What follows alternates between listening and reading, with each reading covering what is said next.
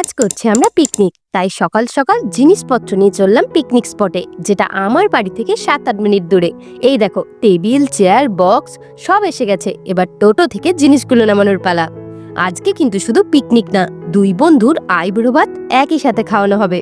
আস্তে আস্তে সব রেডি করা হচ্ছে। পিকনিক করার আগেই হয়ে গেছে ওভেন খারাপ, তাই অন্য ওভেন আনা হবে। আর এইদিকে সব কাটাকুটি চলছে।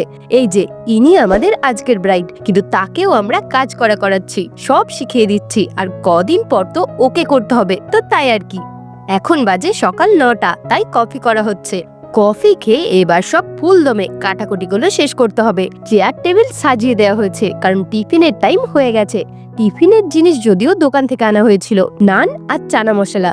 টিফিনের পর একে একে সব রান্নাগুলো চাপানো হচ্ছে। প্রথমেই হবে ফ্রাইড রাইস, তারপর হচ্ছে এখন চাটনি, চাটনির পর হচ্ছে এখন চিলি মাশরুমের মাশরুম ভাজা, আর তারই মাঝে এদিকে করা হচ্ছে বারবিকিউ।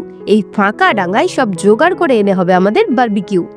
ম্যারিনেট করা চিকেনটাকে শিকে লাগিয়ে দেওয়া হয়েছে। এবার এটাকে আগুনে দিতে হবে। আগুন রেডি হয়ে গেছে, আর চিকেনগুলো এবার দেবার পালা। এই দেখো, দেখতে তো দারুণ লাগছে, আশা করি খেতেও দারুণই হবে। সবাই রান্নার জায়গা ছেড়ে এখানে এসে বসে আছে। তারপর আমরা কিছু রিলস বানিয়ে নিলাম, আর এই দিকে আমাদের শেষ আইটেম করা হচ্ছে। এটা হয়ে গেলেই সবাই খেতে বসে পড়বো।